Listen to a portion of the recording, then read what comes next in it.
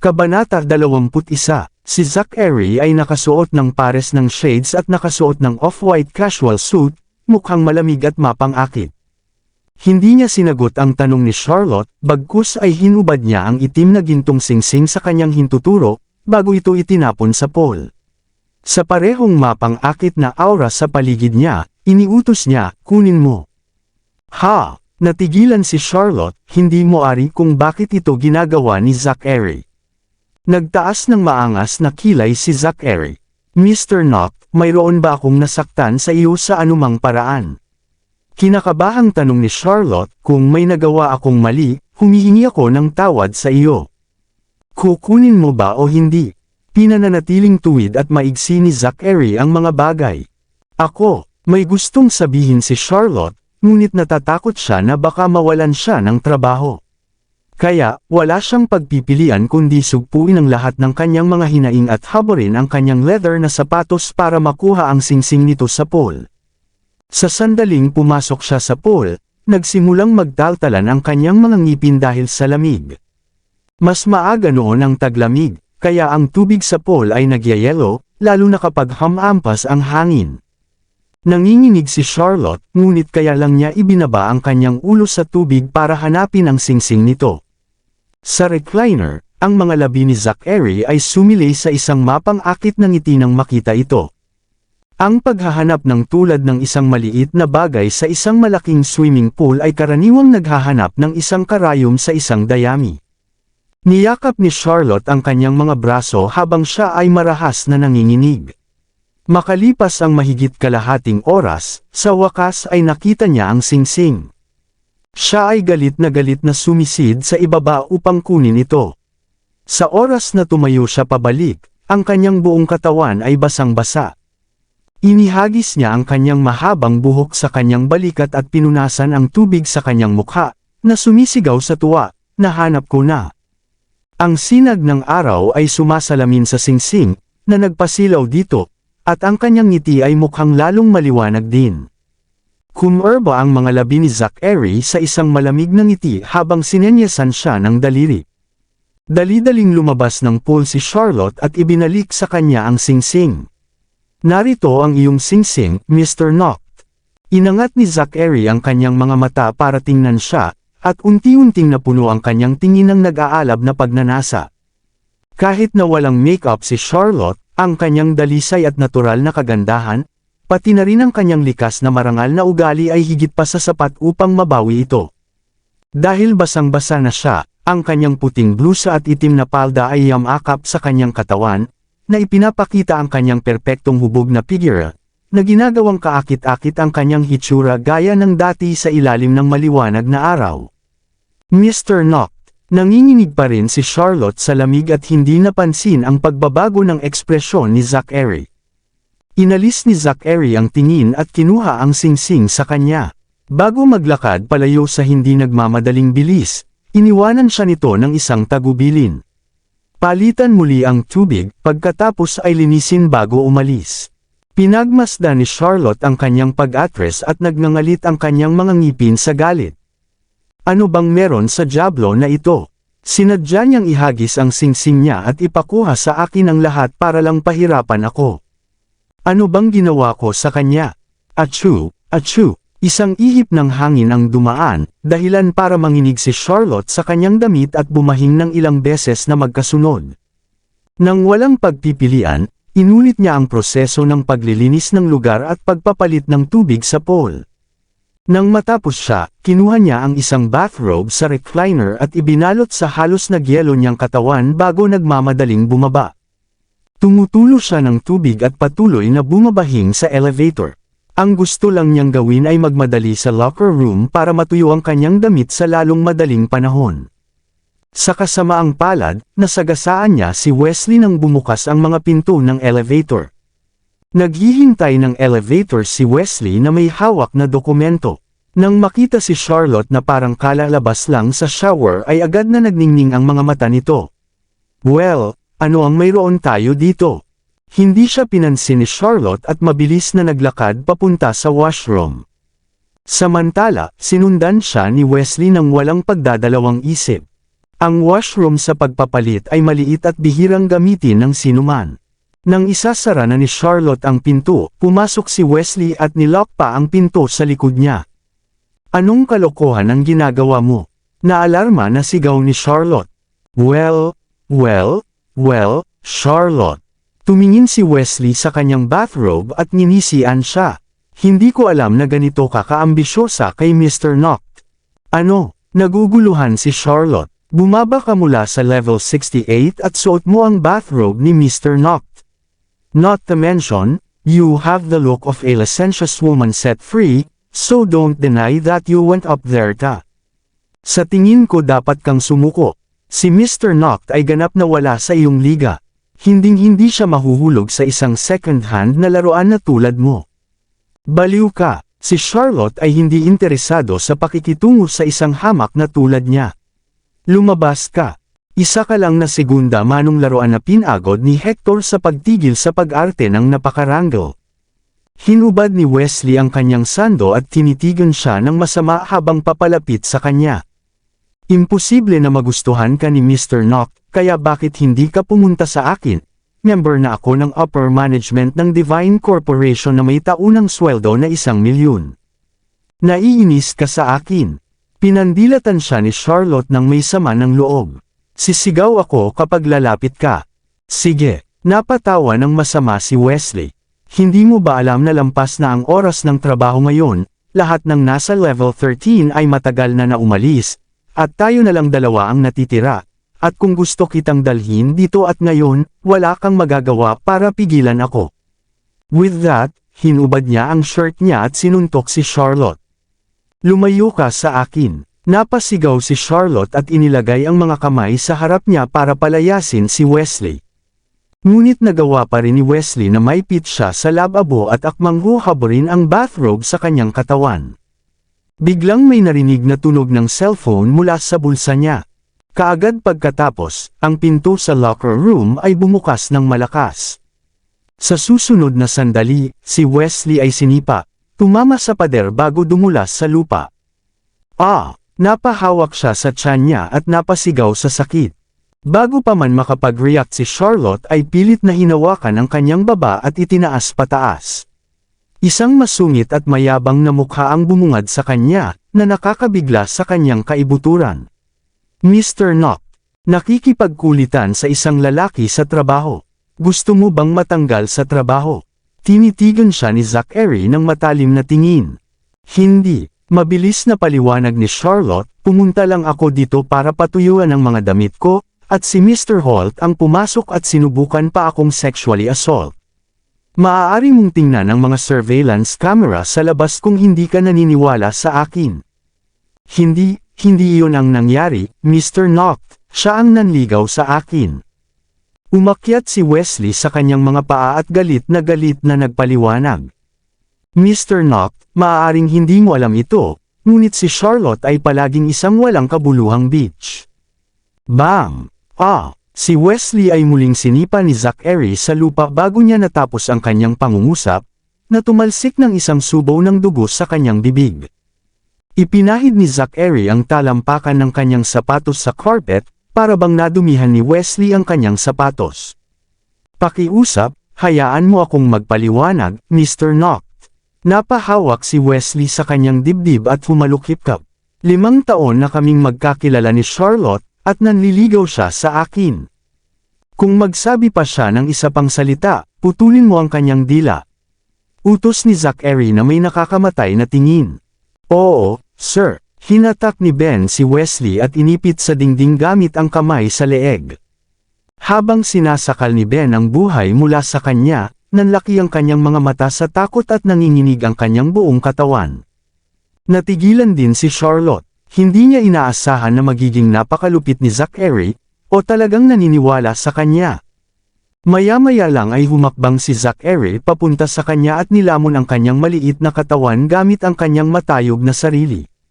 Para itong leon na nakakulong sa kanyang biktima sa ilalim ng kanyang mga kuko. Nanlaki ang mga mata ni Charlotte na tumingin sa kanya ng may pagtataka, at ang kanyang puso ay kumabog sa kanyang dibdib. Hindi siya ng ahas na gumalaw ng kalamnan. Unti-unti siyang lumapit. Nang malapit nang dumampi ang mga labi nito sa kanyang noo, likas niyang ipinikit ang kanyang mga mata, na nanginginig ang kanyang katawan sa pagkabalisa. Gayunpaman, hindi niya siya ginalaw. Sa halip, may kinuha siya sa bulsa ng bathrobe na suot niya. Binuksan niya ang kanyang mga mata, at nang makita niya ang isang naka-customize na cellphone sa kanyang kamay, siya ay lubos na natulala. Kaya hinahanap niya ang kanyang telepono. Nailagay na pala niya ang phone niya sa bulsa ng bathrobe na ito, na ibinaba niya pagkatapos niyang maisuot. Galing din sa phone niya ang ringtone kanina. Ayusin mo siyang maging security sa parking lot. Pagkatapos kunin ang telepono, tumalikod na si Zachary at umalis. Opo, sir. Tinapik ni Ben ang mukha ni Wesley. Dapat kang magpasalamat na si Mr. Knock ay isang mabait at mapagbigay na tao na nakakakuha ka ng taunang sweldo ng 1,000,000 sa pamamagitan ng pagiging isang bantay, at hindi ka makakahanap ng ganoong pagkakataon saan man. Opo, salamat, Mr. Knock. Dumudugo ng husto ang bibig ni Wesley, ngunit pinilit pa rin niyang ngumiti at walang humpay na tumango. Nababalot ng disgusto si Charlotte habang nakatingin kay Wesley. Bumantong hininga siya sa loob. Ang parusang ito ay ganap na mapanlikha. Mula sa sandaling ito, hindi na may angat ni Wesley ang kanyang ulo ng mataas. Ito ang paraan ng dyablo. Si Charlotte ay gumawa ng isang tahimik na tala upang manatili hanggat maaari mula sa mapanganib na dyablo na ito. Ngayong naisip niya ito, pakiramdam niya ay ang kanyang escort indet pa rin ang pinakamahusay. Siya ay masunurin at mabait, at kinita pa siya ng higit sa 1,000,000 sa loob lamang ng 2 gabi. Sa pag-iisip na ito, mabilis na pinatuyo ni Charlotte ang kanyang mga damit at nagtungo sa bangko. Dahil ang oras ay mahalaga, tumakbo siya hanggang doon at nakarating doon bago sila umalis sa trabaho para sa araw na iyon, nagmamadaling pumasok sa tseke para sa pera. Sa kanyang pagkadismaya, sinabi sa kanya ng clerk ng bangko na ang tseke ay itinigil kaninang umaga. Naguguluhan si Charlotte, ang 3 mayayamang babae, na binili siya ng 1,000,000 para sa kay escort indet, pero nung nakuha na nila, binawi nila ang tseke. Napakawalang prinsipyo na ba ng mga mayayamang babae ngayon? Agad na nagdial si Charlotte kay escort indet, ngunit hindi niya ito sinagot kahit 3 sunod-sunod na tawag. Sa sobrang galit, pinadalhan niya siya ng text. Tawagan mo ako sa lalong madaling panahon. Ito ay apurahan. Walang sagot. Hawak-hawak ni Charlotte ang kanyang telepono habang binaliktad ang lahat sa kanyang ulo. Baka may nangyari kagabi. Hindi kaya natiis ni escort indet ang kanilang ligaw na panlasa at nakatakas sa huling minuto. Kaya nagalit ang mga babae at kinansela ang tseke. Mukhang posible iyon. Oo, dapat iyon. Pagdating sa conclusion na ito, agad na sumakay si Charlotte sa isang taxi at dumiretso sa Sultry Night. Sa pagpunta doon, nagsimula siyang bumahing ng marahas na may uhog na dumadaloy sa kanyang mga butas ng ilong. Malinaw na nilalamig siya habang naglilinis ng pool kaninang hapon. Iyon ang pinakamaliit sa kanyang mga alalahanin ngayon. Ang tanging inaalala niya ngayon ay ang paghahanap kay escort na iyon. Hindi nagtagal, nakarating siya sa Sultry Night. Dahil maaga pa, hindi pa sila open for business, kaya pinagbawalan ang mga outsiders na pumasok. Pumasok si Charlotte sa likod ng pinto at pumunta sa parehong pribadong silid. Kakaiba, walang laman ang kwarto. Wala na ang sofa, coffee table, wine cabinet, at maging ang carpet. Maraming waiter ang maingat na nililinas ang lugar, habang ang manager ay nagsasagawa ng ilang mga sukat, na binabanggit ang tungkol sa pagkuha ng mga bagong customized na kasangkapan. Hinawakan ni Charlotte ang isang waitress at nagtanong sa pananahimik na tono, anong nangyari dito kahapon? Hindi ko po alam. Inutusan lang po ako ng manager na linisin ang lugar. Ang waitress pagkatapos ay naiinip na sinabi, paano po kayo nakapasok ngayon? Isa lang akong mausisang taong dumadaan. Hindi ako makikialam sa trabaho mo, pangako. Kumuha si Charlotte ng 300 pera at isinuot ito sa kanyang kamay. Agad na kinuha ng waitress ang pera at isinilid sa kanyang bulsa. Pagkatapos, tiningnan niya ang kanilang paligid bago itinakip ang kanyang bibig upang bumulong sa tenga ni Charlotte. Pagpasok ko ngayon, maraming dugo sa carpet, sa tingin ko ay may namatay dito, alam mo ba? Ano? Nanlaki ang mga mata ni Charlotte, nanigas ang katawan niya. Nag-playback sa isip niya ang mga salitang may namatay dito. Naalala niya ang sinabi sa kanya ni Escort Indet kahapon. 58 taong gulang at 280 libra. Masyado pa akong bata para mamatay sa kama. Tinanggihan niya ang isang 280 pound na mayaman na babae na gustong magpabok sa kanya ng isang buong gabi. At kagabi, 3 sila. Hindi naman siguro siya samuka ng dugo at namatay sa sobrang pagod, di ba? Kung talagang may buhay na nawala dito, lubos na posible na kinansela ng mga babae ang kanilang cheque upang ihiwalay ang kanilang mga sarili sa insidenteng ito. Malakas na sumikip ang puso ni Charlotte sa kanyang dibdib. Tahimik niyang sinisi ang kanyang sarili sa pagiging sakam, na nagdulot ng pagkamatay ni Escort. Bukod dito, siya rin ang ama ng kanyang mga anak. Isang eksena ang lumitaw sa kanyang isipan. Mabilis itong naipasa sa isang dekada sa hinaharap kung saan. Ang pagkakaiba nito sa naunang bersyon ay ang pag-alis ng lahat. Kinilig si Charlotte sa isiping yun at galit na nagpadala ng text message kay Escort Indet. Pinakamamahal kong Escort, buhay ka pa ba? Pasensya na po, masyado akong matakaw. Nagkamali ako at hindi kita dapat ibenta sa 3 babaeng iyon. I'm so sorry, nagsisisi ako ngayon. Patawarin mo ako. Nagpadala siya ng higit sa 10 magkakasunod na text sa kanya, para lamang makatanggap ng radio silence. Ilang beses siyang tinawagan ni Charlotte, pero wala pa ring sumasagot. Nanatili siya roon mula gabi hanggang hating gabi, hinihila ang kanyang mahina at nanginginig na katawan sa buong lugar upang hanapin ang anumang palatandaan ng kanyang Escort Indet. Upang madagdagan ang himpapawid ng misteryo, lahat ng mga kawani sa Sultry Night ay nakasuot ng lahat ng uri ng mga sexing maskara. Ngunit karamihan sa kanilang mga maskara ay pinalaki at ganap na naiiba mula sa misteryoso at cool na maskara ni Escort Indet, kaya madali pa rin niyang maiiba ang mga ito. Matapos ang isang round ng paghahanap, wala pa ring palatandaan kay Escort Indet. Lumalala ang lamig ni Charlotte. Tumanggos ang kanyang ilong sa sobrang pagbahing, at nakaramdam din siya ng panghihina at pagkahilo. Ang mahinang bentilasyon dito ay lalong naging dahilan para hindi niya makayanan. Aalis na sana siya, ngunit pagkatapos niyang sumiksik sa karamihan, hindi niya sinasadyang nakita ang isang lalaking nakasuot ng itim na half-mask na nakaupo sa isa sa mga booth. Ang kanyang figure, damit, at maskara ay magkatulad. Nagmamadali siyang lumapit sa kanya. Nandyan ka na pala, hinahanap kita kung saan-saan. Nalilitong tumingin sa kanya ang lalaki at magsasalita na sana, ngunit ang babaeng nasa tabi niya na halatang nasa ilalim na niya ay sumigaw ng galit bago niya magawa. Ano ang ginagawa mo? Ito ang escort na nabook ko. Akin siya. Hinila ni Charlotte ang escort papunta sa kanya. Hindi mo kailangang magtrabaho ngayon. With that, hihilahin na sana siya nito. Tumigil ka nga dyan. Tumalon si Miss Plastic Face mula sa sofa at hinawakan ang kabilang braso ng escort. Nakapag-book na ako sayo ng 2 oras. Jenny, hindi ko sinusubukang umalis ang magandang babae na ito, na sinubukang ipaliwanag ng escort.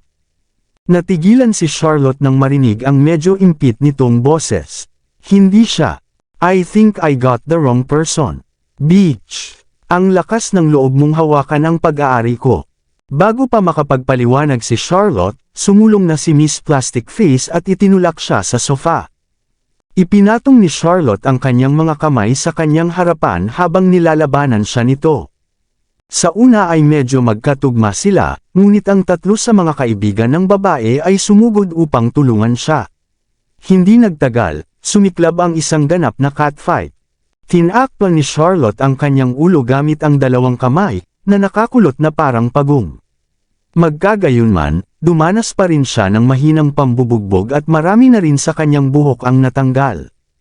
Nakatayo sa gilid, ang escort ay sumigaw ng may pag-aalala, "Huwag kang makipag-away sa akin." Bahagya siyang napangiti nang makita ang mga babae. Hubaran ang beach na ito at tingnan natin kung gaano siya kakulit na magkaroon ng lakas ng loob na nakawin ang aking lalaki.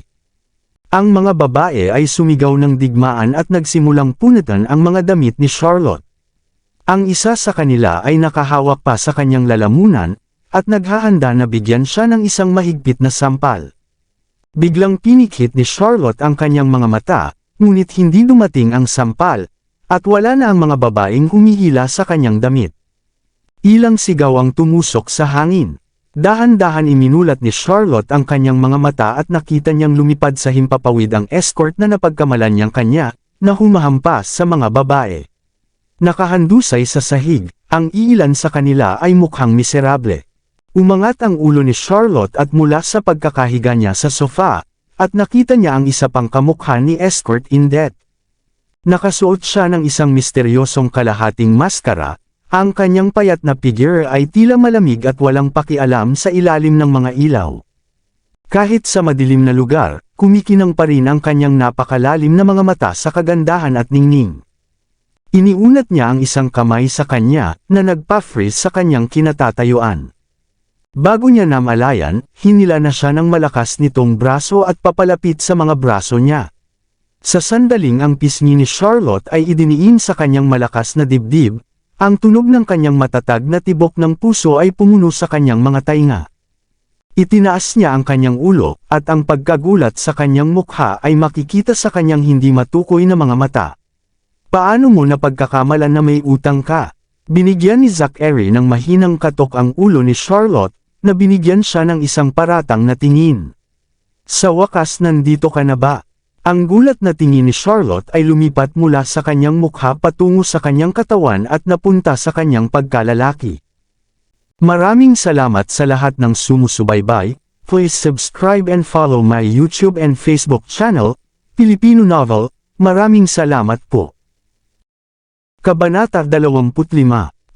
Napahawak si Charlotte sa kanyang ulo habang ang sakit ay nagdulot ng luha sa kanyang mga mata. Napangisi si Zachary. Continue, anong nangyari sa boss mo? Ang sakit ay pinapatay ako. Napaawang ang labi ni Charlotte at sumagot ng may inosenteng tono, naghihiganti ka ba sa nangyari kagabi? Bakit ka nagkamali? Tanong ni Zachary. Hindi kita dapat ibenta sa tatlong mayayamang babae, sagot ni Charlotte na may pagsisisi. Sa kabutihang palad, nakatakas ka kung hindi, baka nagsuka ka ng dugo at namatay. Iyon ay malabo. Malamig na ungol ni Zachary. Bakit hindi? Ang tatlong babaeng pinagsama-sama ay tumitimbang ng higit sa 700 libra. Mukhang nahanap na ni Charlotte ang kanyang konsensya. Kung patay ka na, sino ang kikita ng pera para sa akin sa susunod na pagkakataon? Natutuwa akong natagpuan mo ang iyong konsensya. Sa wakas ay nasiyahan si Zachary. Magkano ang binigay ng sugar mommy mo sa isang buwan? Pasiga na tanong ni Charlotte. Dahil binigyan kanya ng isang mamahaling kotse, sigurado akong napakamapagbigay niya. Bakit ka nagtatanong? Masama ang kutob ni Zachary tungkol dito. Na-curious lang ako. Sinuri ni Charlotte, 1,000,000 ba ito? Hindi siya pinansin ni Zachary. 800,000. Hula ulit ni Charlotte. Nagsalubong ang kilay ni Zachary. 500. Naging desperado si Charlotte. Hindi siya maaaring maging kuripot, hindi ba? Anong gusto mo? Naaalala mo pa ba ang nilalaman ng ating kasunduan? Lumapit si Charlotte na may ngiti. Ang kasunduan ay nagsasaad na kailangan mong bayaran sa akin ang kalahati ng iyong mga kita sa loob ng 3 buwan. At ang mga kita ay hindi lamang kasama ang mga mula sa sultry night. Alam ko, pinikit ni Zachary ang kanyang mga mata sa sama ng loob. Pareho kang sakam at isang diwata. Hindi ko dapat pinalambot ang tindig ko sa kanya. Nang ibenta niya siya sa 3 mayayamang babae kahapon, nagalit siya. Kaya naman, ang una niyang ginawa sa umaga ay turuan siya ng leksyon. Gayunpaman, nagpadala siya sa kanya ng isang mensahe na nagpapahayag ng kanyang panghihinayang kagabi at taos-puso.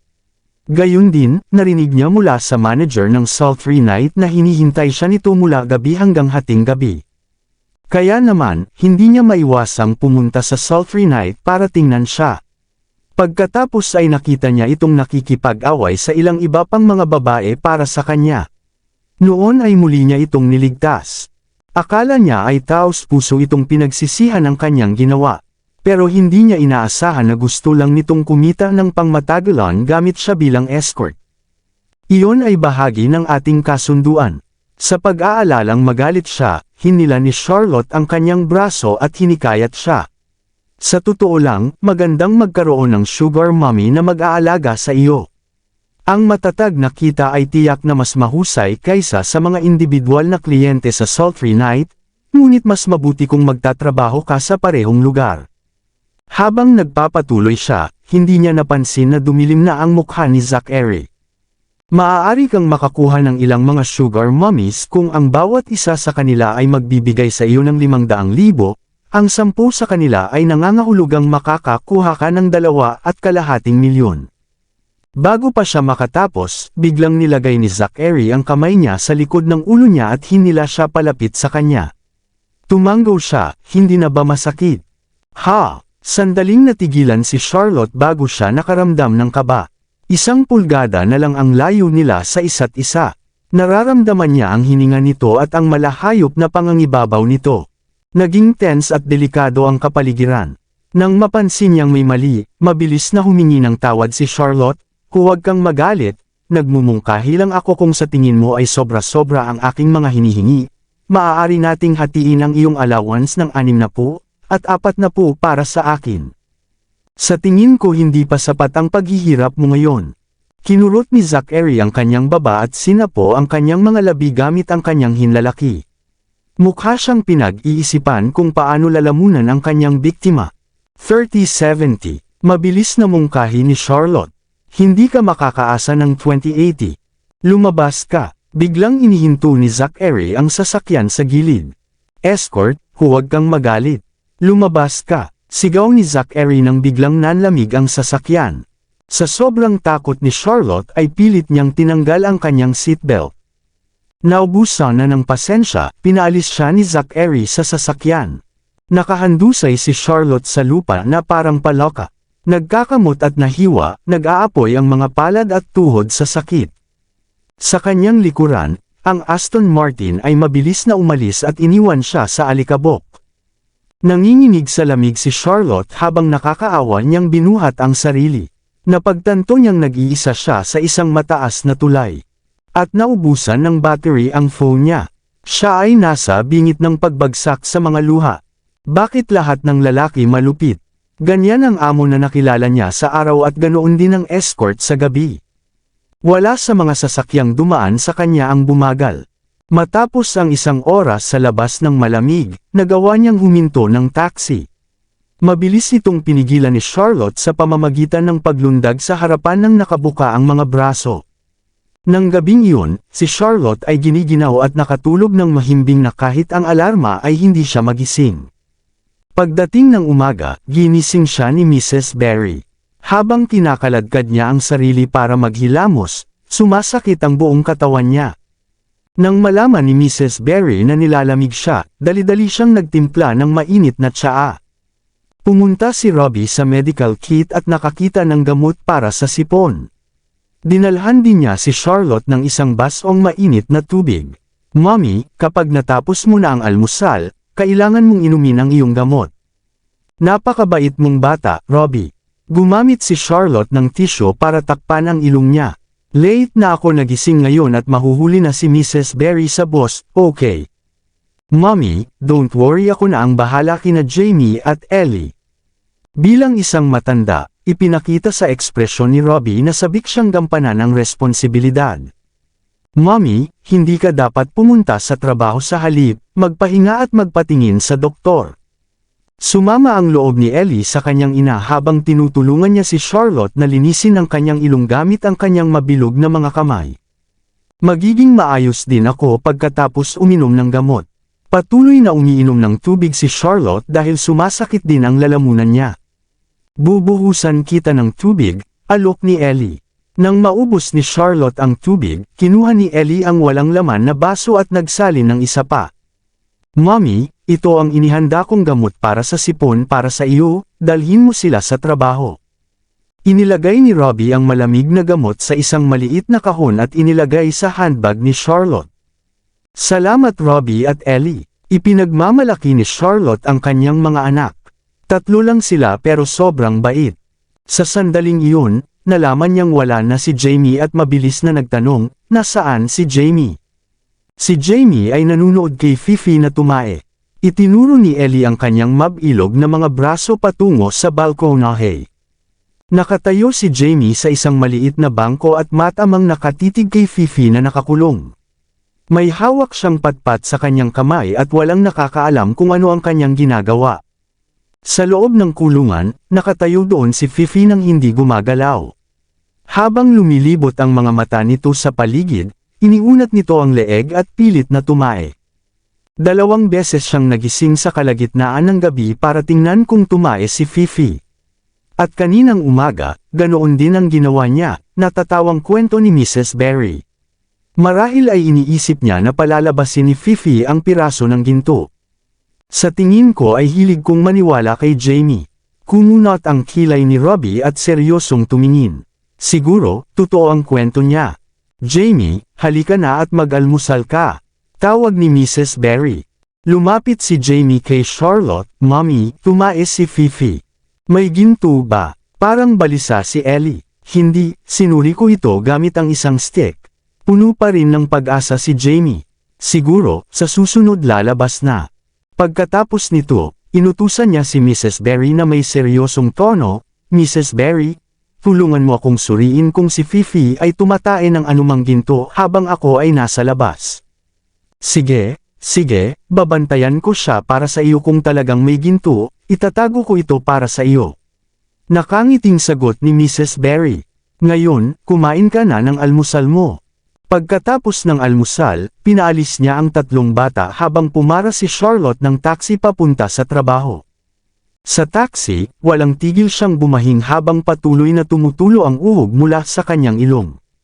Sobrang sakit ang naramdaman niya sa sandaling iyon. Nang maalala niya kung paano siya nagdusa kahapon, nagngangalit siya sa galit. Tahimik niyang sinusumpa sina Zachary at ang escort, na sana ay tuluyan na silang walang lakas. Sa loob ng Rolls-Royce Phantom, 2 beses bumahing si Zachary at sumagi sa kanyang isipan ang imahe ni Charlotte. Damn it, nahawa ba ako sa kanya? Mr. Knopp, iniulat ni Ben, ang resulta ng mga pagsisiyasat ni Bruce ay lumabas. Sige na, nasa mga dokumento pa rin ang atensyon ni Zachary. Ibinigay ni Pardes ang chip sa isang bata sa Grand Plaza, paliwanag ni Ben na nakakunot ang noo. Mula sa security footage, nasa 3 hanggang 4 na taong gulang ang bata. Hanapin ang lungsod para sa bata. Oo. Pagdating ni Charlotte sa opisina, napagtanto niyang iba ang tingin sa kanya ng lahat. Iniiwasan siya ng mga kasamahan niya na karaniwan ng magiliw ngayon. Naging hindi mapalagay ang kanyang pakiramdam. Nalaman ba nila ang pangyayari kay Wesley? May misunderstanding ba sila sa akin? Nang siya ay nag-iisip tungkol dito, ang pinuno ng Departamento ng Administrasyon, si Roy, ay ipinaalam sa kanya na siya ay inilipat sa isang bagong departamento. Kaya, kailangan niyang mag-ulat sa departamento ng HR. Nang tanungin siya ni Charlotte kung ano ang dahilan, tumalikod na lang si Roy at umalis. Dahil naguguluhan, gustong malaman ni Charlotte sa iba pa niyang kasamahan ang nangyari. Gayunpaman, ang lahat ay umiwas sa kanya na parang tulad ng salot. Kaya naman, wala siyang choice kundi ang mag-isa sa HR department. Matapos matanggap ang kanyang abiso sa paglipat, napatulala siya nang malaman niya ang kanyang bagong posisyon. Seguridad, may mali ba? Kahapon, nang tangkaing halayin siya ni Wesley, binugbog siya ng husto ni Zachary. Pagkatapos nito, na-reassign siya bilang isang security guard sa paradahan ng sasakyan. Akala niya ay nakatakas na siya sa bagay na iyon nang hindi nasaktan. Pagkatapos ng lahat, siya ay isang biktima. Ngunit ngayon, ang nakagugulat na balita ay nagdulot sa kanya ng isang estado ng pagkawasak. Anong klaseng loika ito? Bakit pinaparusahan ang biktima kasama ang salarin? Ito ay napaka-unfair. Hindi napigilan ni Charlotte ang kanyang galit habang nangako siyang humingi ng paglilinaw mula sa Pangulo. Isang panunuya lang ang ginawa ng bagong HR manager. Nakagawa ka ng isang malaking pagkakamali ngunit, dapat mong ituring ang iyong sarili na maswerte lamang ang iyong posisyon ay nagbago at maaari mo pa ring panatilihin ang iyong lumang sweldo. Ano bang nagawa kong mali?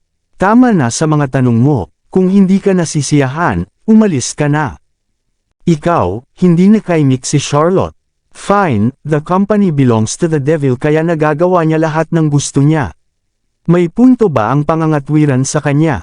Imposible. Galit na galit, kinuha ni Charlotte ang kanyang uniforme at nagtungo sa departamento ng seguridad upang magulat para sa tungkulin. Doon, pinalibutan siya ng isang grupo ng matipunong security guard at nagbiro. Hoy, sumisikat na ang araw mula sa kanluran.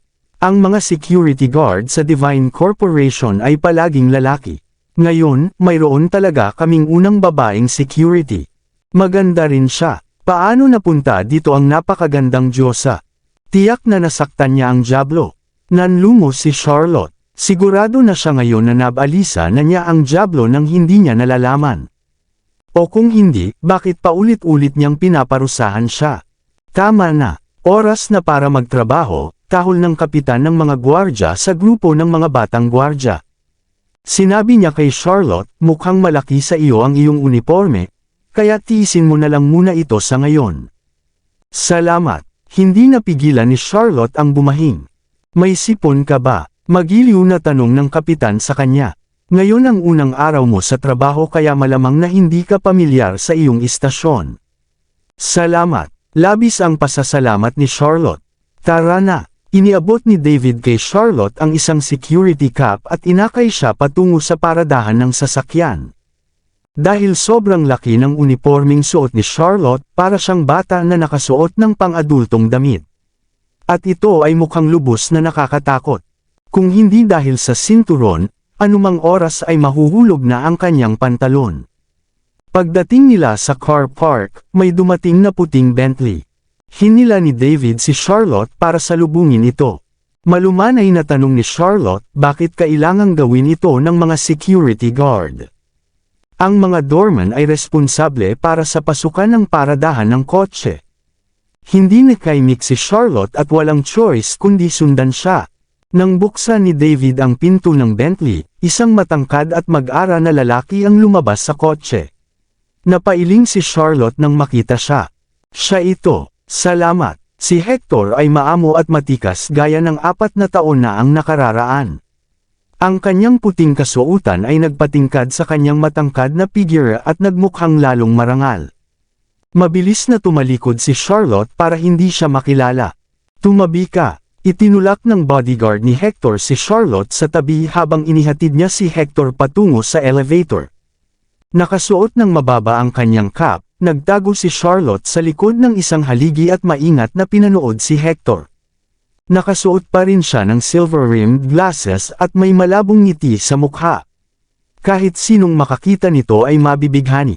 Gayunpaman, mukhang pamayat siya. Nagtataka si Charlotte kung kumusta siya nitong mga nakaraang taon. Habang bumabalik ang nakaraan, bumaha sa kanyang isipan ang mga magaganda at inosenteng alaala mula noon. Naramdaman ang paso sa kanyang ilong, at namula ang mga mata ni Charlotte. Dati nai-inlove ako sa kanya. Ibinigay niya sa kanya ang lahat ng simbuyo ng damdamin sa kanyang kabataan habang ipinangako niyang pakasalan siya at protektahan siya ng walang pasubali. Ibinigay niya sa kanya ang mundo. Nako, nagbabago ang mga tao. Parang may naramdaman, lumingon si Hector para tingnan. Mabilis na nagtago si Charlotte sa likod ng haligi kasabay ng mabilis na pagtibok ng kanyang puso. Nakita niya ba ako? Sa likuran niya ay may naririnig siyang yabag na papalapit.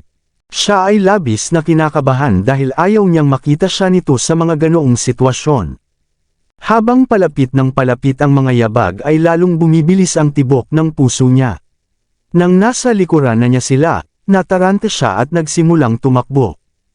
Hoy, bakit ka tumatakbo? Tinawag siya ni David mula sa likuran. Huminto sa kanyang mga truck upang suriin, napagtanto ni Charlotte na si David lang iyon. Pumasok si Hector sa elevator at nagtungo sa ika-66 na palapag, kung saan matatagpuan ang meeting room ng opisina ng presidente. Saka lang nakahinga ng maluwag si Charlotte. Gayunpaman, isang alon ng pagkabigo ang sumalubong sa kanya. Hindi niya ako nakilala. Mukhang nakalimutan na niya talaga ako. Huwag kang mag-alala, ganoon din ang naramdaman ko noong una kong nakilala ang isang taong mahalaga, mas kinakabahan ako kaysa sa iyo. Ipinapalagay ni David na si Charlotte ay natakot dahil sa kanyang kawalan ng pagkakalantad sa mundo. Salamat. Nagpasalamat si Charlotte at nadama niya na ang kanyang mga kasamahan sa Departamento ng Seguridad ay karaniwang palakaibigan. Patrol tayo doon. Habang pinangunahan ni David si Charlotte sa kanilang pag-ikot, ipinaliwanag din niya kung ano ang kailangan niyang abangan kapag nagpapatrol. Habang sila ay nag-uusap, isang Rolls-Royce Phantom ang nagmaneho patungo sa kanila. Ito ang kotse ng presidente. Nilapitan ito ni David at sinigawan si Charlotte na gawin din iyon. Bilis, sumunod ka sa akin. Dahil alam niyang ang dyablo ang dahilan kung bakit siya nahulog sa gayong hindi kagalang-galang na mga kalagayan, ang galit ay namuo sa loob niya. Ang gusto lang niyang gawin ay paghiwalayin siya. Gayunpaman, dahil magkikita sila, gusto niyang tanungin siya kung ano ang ginawa niya upang masaktan siya. O kung hindi, ang pagtatrabaho bilang isang security guard ay hindi tama. Habang hawak ang isiping iyon, sinundan siya ni Charlotte. Magandang umaga, Mr. Noct. Magalang na bati ni David sa Pangulo habang binubuksan ang pinto. Magandang umaga sa kanyang mukha, it's already 10:30. Nagmura si Charlotte sa puso niya. Pagbaba ni Zachary sa sasakyan, ang kanyang itim na terno ay nagpamukha sa kanya na misteryoso at mag-ara.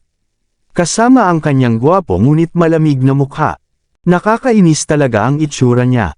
Mukhang hindi bagay sa iyo ang pagtatrabaho bilang isang security guard.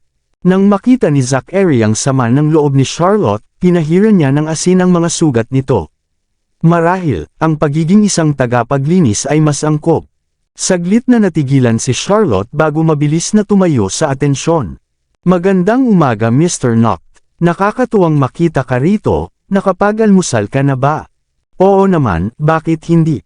Napangiti si Zachary habang sinulyapan si Ben. Lumapit si Ben kay Charlotte at itinuro, kunin mo siya ng pizza mula sa Mario, ang beef sandwich mula sa Le Cordon Bleu, ang hand-brewed na kape mula sa St. Laurent. Iyon ay dapat gawin para sa araw na ito ay mas mababa kaysa karaniwan. Nanlaki ang mata ni Charlotte sa gulat. Salamat sa gulo. Nakikitang nagpipigil ng tawa, sinulyapan siya ni Zachary bago umalis kasama ang mga bodyguards niya. Ipadala sila sa silid ng pagpupulong sa ika-66 na palapag sa loob ng kalahating oras.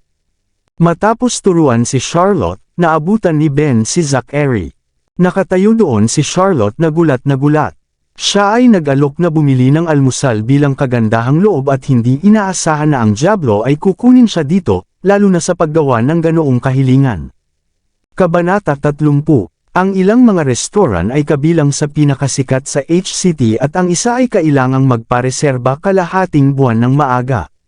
Paano posible na makuha ang lahat ng mga item na iyon sa loob lamang ng kalahating oras?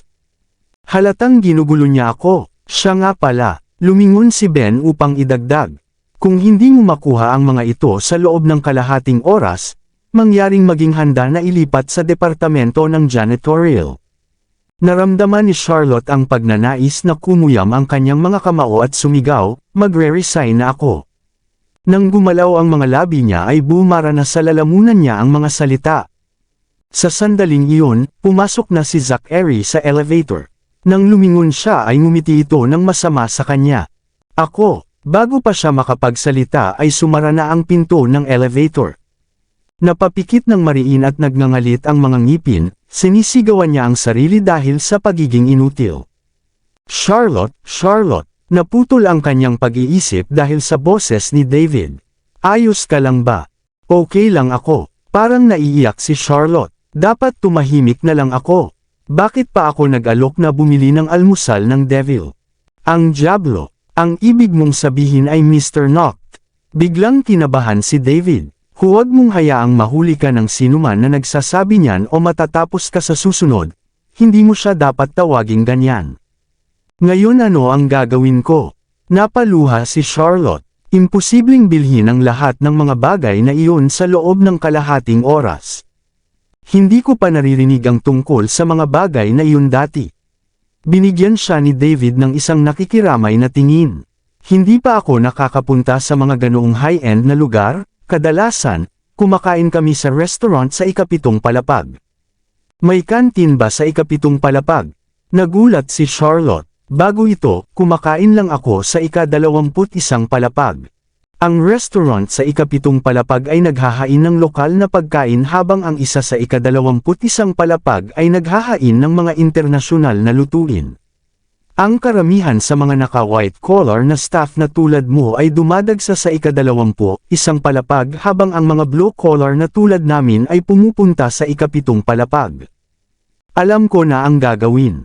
Nagmamadaling pumasok si Charlotte sa elevator dahil alam niyang wala nang dapat sayangin. Kung tutusin, kalahating oras lang ang mayroon siya. Pagdating niya sa restaurant sa ikapitong palapag, inutusan niya ang chef na maghanda ng mga pizza, beef sandwich, at ilang iba pang mga item. Pagkatapos noon, pumunta siya sa 21st floor para kumuha ng kape. Pagkatapos ng lahat, nakuha niya ang pagkain ayon sa mga bagay na nakalista ni Ben. Dahil magkapareho sila, hindi siya naniniwala na matitikman ng dyablo ang pagkakaiba. Simula noon, naubos na niya ang 21 minuto at 9 na minuto na lang ang natitira. Habang sumusugod si Charlotte sa elevator na may dalang pagkain, napagtanto niyang hindi nabigyan ng access ang kanyang security guard badge sa ika-66 na palapag. Noon lamang niya naalala na si Roy ng Departamento ng Administrasyon ang nagbigay sa kanya ng access sa 68 palapag kasama ang kanyang card. Nandoon siya para maglinis ng swimming pool kahapon. Ano na ang gagawin ko ngayon? Siya ay nagsimula ng may sapat na oras, ngunit ngayon siya ay naantala. Naisip ni Charlotte na humingi ng tulong kay Roy. Ngunit nang maalala niya kung paano siya iniiwasan nito, pakiramdam niya ay isang pag-aaksaya ng oras. Habang sinusubukan niyang pindutin ang iba pang mga button, napagtanto niyang ang card ay nagbigay sa kanya ng access sa 48 palapag. Nang makarating siya, nagpatuloy siya sa pag-akyat gamit ang hagdan. Ito ay isang 18 palapag na umakyat mula sa 48 palapag hanggang ika-66. Nanghihina pa rin si Charlotte na nagpumiglas sa hagdan habang nanginginig ang mga paa at pawis ang ulo. Gayunpaman, nagtiyaga siya at naabot ang ika-66 na palapag sa pinakahuling minuto. Nang makalabas siya sa hagdanan ay nanghina ang kanyang mga tuhod at muntik na siyang matamba sa entrance ng meeting room. Sa krusyal na sandali, isang pares ng mga kamay ang humawak sa kanya. Salamat. Nang lumingon siya na humihingal, nakita niya ang isang pamilyar na mukha. Nanlamig ang katawan niya sa gulat. The moment Hector saw Charlotte, siya rin ay natigilan. Napalitan ng awkward ang kanyang ngiti sa kanya. Mr. Sterling, mahinang paalala ng bodyguard sa tabi niya. Nang marinig ang bodyguard, nanambalik ang pakiramdam ni Hector. Mabilis siyang bumitaw at umatras ng kalahating hakbang. Ang kanyang mga aksyon ay nagwasak kay Charlotte. Ramdam na ramdam niya ang pagkaligalig ng kanyang puso at ang pagpatak ng mga luha sa kanyang mga mata. Nang mapagtantong nakatingin sa kanya si Hector, nalilito siya kung ano ang gagawin sa kanyang mga kamay. Ang isang kamay ay mahigpit na nakahawak sa pagkain habang ang isa naman ay nagpupunas ng pawis sa kanyang noo.